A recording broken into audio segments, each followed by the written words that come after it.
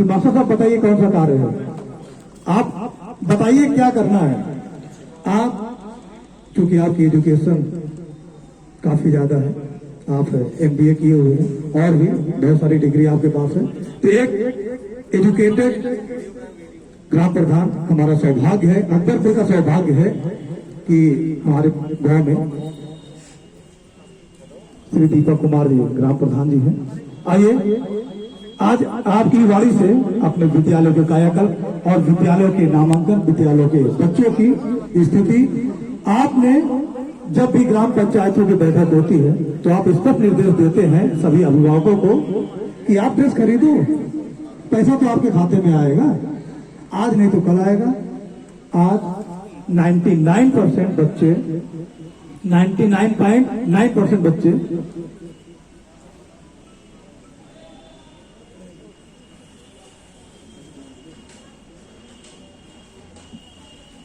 99.8% हमारे विद्यालय में आपकी देन है कि डीबीटी से पैसा गया है या नहीं गया है। सभी बच्चे पूरी यूनिफॉर्म में आते हैं। तो आइए मैं बुलाना चाहूंगा माननीय श्री दीपक कुमार जी को।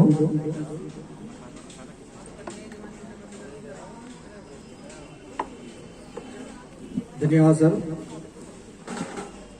आदरणीय खंड शिक्षा अधिकारी जी, आपको नमस्कार।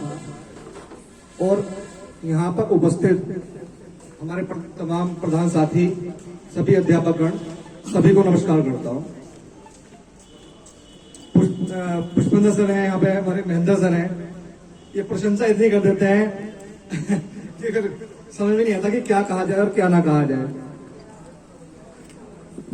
मैंने तो कोई बहुत ज्यादा अलग कोई नहीं करा, लेकिन जब मैं प्रधान बना तो मैंने देखा कि स्कूल जो है हमारा, वो जो एक प्राइमरी स्कूलों की जो एक इमेज बनी होती है कि खराब बिल्डिंग, कोई सुविधा नहीं, तो उन सब चीजों से स्कूल हमारा पहले ही बहुत आगे था। स्कूल में फर्नीचर, लाइटें, पंखे, कैमरे, सीसीटीवी कैमरा भी हमारे यहाँ पे पहले से इंस्टॉल था। बस कमी थोड़ी सी हमारे यहाँ पे एक तो वाटर कूलर की थी और फ्लोर टाइल्स की।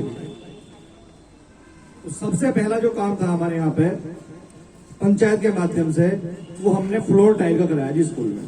सबसे पहले फ्लोर टाइल्स लगाई और एक वाटर कूलर मैंने अपने यहाँ पे लगवाया।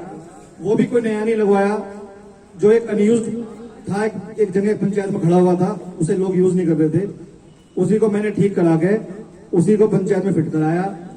और उसका फिटमेंट भी थोड़ा सा मैंने अलग कराया, क्योंकि एक वाटर कूलर से एक बार में 2 बच्चे पानी पी सकते हैं। हमने उसकी फिटिंग ऐसी कराई कि उससे लाइन अलग लेके गए और उससे एक बार में 50 लीटर का उसमें टैंक लगाया। 8-10 बच्चे एक साथ उससे पानी पी सकते हैं। ये तो हुई हमारी कायाकल्प की बात। मैं ये देखता हूं कि अभी भी बहुत जगह, हालांकि ज्यादातर जगह कायाकल्प का हमारे यहाँ काम हो चुका है और चल भी रहा है, लेकिन कुछ ग्राम पंचायतें हमारे यहाँ छोटी हैं, जिनको फंड मिलते हैं बहुत सीमित, तो वहां थोड़ी सी परेशानी आती है। लेकिन अगर मैंने जितना मैंने ऑब्जर्व करा है कि ऐसी पंचायतें तो कम से कम है हमारे यहाँ पे, जिनको कम से कम 8 से 10 लाख तो कम से कम मिल ही जाते हैं एक साल में। अगर जब से पंचायती राज शुरू हुआ है, जब से काम शुरू हुआ है, तब से अब तक हम देखें तो ग्राम पंचायतें कंटिन्यूअसली एक ही काम करती आ रही हैं, नाली, खड़ंजे और सीसी। और ऑलमोस्ट हमारे गांव उनसे सैचुरेट हो चुके हैं।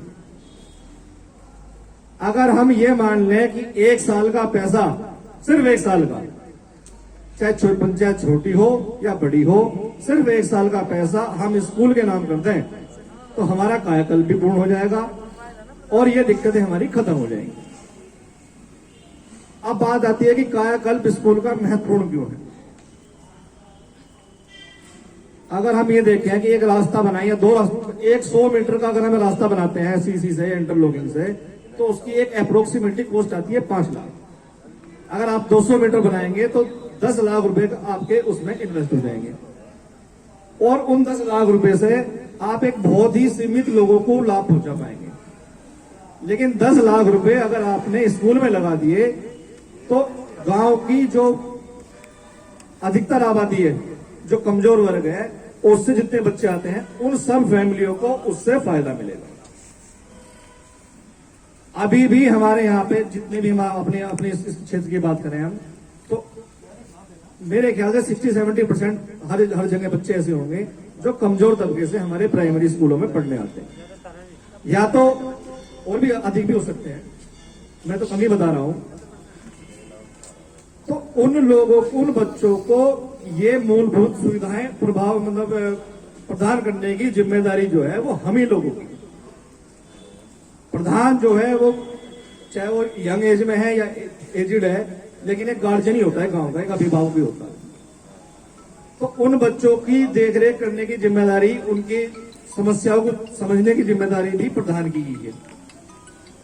तो मैं सिर्फ एक ये मांगे चल रहा हूं कि आप इतना ध्यान करें कि सिर्फ 1 साल का फंड मुझे स्कूल में लगा दें, तो आपके हर स्कूल की समस्याएं खत्म हो जाएंगी, जितना मैं मानता हूं। अभी हम यहाँ देख रहे होंगे जो हमारा ये फ्लैक्स लगा हुआ है, इसमें 7 फोटो लगे हुए हैं जी, और 7 फोटो में से पहला नंबर, दूसरा नंबर, तीसरा नंबर और छठा नंबर, ये फोटो मेरे गांव के स्कूल की हैं, अकबरपुर सादात की, और शायद 2 फोटो मेरे ख्याल से किशनपुर पुराना की होंगी, एक बिसोला की है। तो मैं आप अध्यापकों से भी और जो भी मेरे यहाँ प्रधान साथी बैठे उनसे भी मैं ये अपेक्षा रखता हूं कि कम से कम आप जब आप अगली मीटिंग में आए, एक फोटो कम से कम आपके स्कूल का भी यहाँ लगा होना चाहिए। तो कायाकल्प की बात हो गई। निपुण भारत पे हमारी मैम बैठी है रेणु तेवतिया जी, इन्होंने बहुत अच्छे से एक्सप्लेन करा, और हमारे सर आए थे नहीं यहाँ पे, सर ने भी बहुत अच्छे से एक्सप्लेन कर दिया, उसके बारे में बहुत ज्यादा नहीं बोलूंगा। एक चहक कार्यक्रम और हमारा चल रहा है। चहक कार्यक्रम में हमारे महेंद्र सर बैठे हैं, इन्होंने एक बेसिक स्कूल गुरु नाम से एक यूट्यूब चैनल बना रखा है। आप जितने भी लोग ये फोन यूज करते हैं तो आप उस पर सर्च करके देख सकते हैं, और सर्च भी करें आप, और उसको चैनल को सब्सक्राइब भी करें कि कम से कम एक हमारे यहां से एक प्रयास तो हुआ, ताकि इस YouTube के माध्यम से तमाम लोग देश विदेश में ये देख सकते हैं कि मेरठ जिले के मवाना बीआरसी का एक स्कूल है अकबरपुर सादात, वहां पे किस तरीके से काम चल रहा है। उन वीडियो को जब आप सब्सक्राइब करोगे, देखोगे, तो आप लोगों को भी प्रेरणा मिलेगी कि हमें क्या क्या काम हम और ऐसा कर सकते हैं या इनसे भी अच्छा कर सकते हैं। जरूरी नहीं है कि हम ही सबसे बढ़िया काम कर रहे हैं या महेंद्र सर ही सबसे बढ़िया काम कर रहे हैं। तो आप लोग भी सोशल मीडिया का यूज करें, प्रधान भी यूज कर सकते हैं, टीचर्स ही नहीं खाली। तो जो जो आप काम कर रहे हैं वो आप डालिए, शॉर्ट वीडियो बनाकर डालिए। चहक कार्यक्रम की इतनी वीडियो सर ने डाल रखी है, लगभग डेली 1-2 वीडियो डालते हैं। वीडियो को देख देख कर मैं भी जब भी जाता हूं वहां में पहुंच जाता हूं सर के पास में, बच्चों के पास बैठ के इन्होंने कहा सर प्रधान जी एक कहानी आप भी सुना दो आज। तो ये सब चीजें हैं, थोड़ा सा हमें घुलना मिलना पड़ेगा। लेकिन आज हम एक ऐसी स्टेज में हैं कि यहां से अगर हम थोड़ा सा भी अपनी स्पीड पुश कर दें, तो जैसा मैम ने बताया कि 2025-26 तक ये सारे लक्ष्य हम लोग बड़े आराम से प्राप्त कर लेंगे। तो ये छोटे छोटे से प्रयास करते हैं। ये थोड़ी सी सर मैं एक मिनट एक आपको थोड़ा सा एड्रेस करना चाहता हूं। बाकी सभी चीजें सही चल रही हैं। टीचर्स जितने भी मैं देखता हूं हमारे बीआरसी में सभी मतलब एक्स्ट्रा ऑर्डिनरी हैं, और इतने प्रयास उन्होंने अपने पर्सनल एफर्ट से कर रखे हैं। जो भी मैंने 2-4 स्कूल अभी देखे हैं, हमारा अकबरपुर सादात ही है, किशनपुर बिराना है, और भी कुछ जगह हैं कि यहाँ अपने पर्सनल फंड से भी टीचर्स ने बहुत अच्छा काम कर रखा।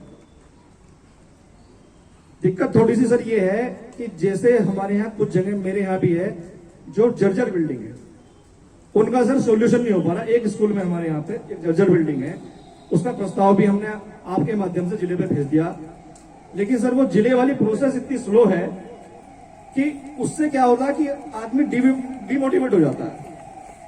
हमने एक प्रस्ताव भेज दिया, उस पर आगे प्रोसेस नहीं हो रही, 6 से 8 महीने सर उसको हो चुके।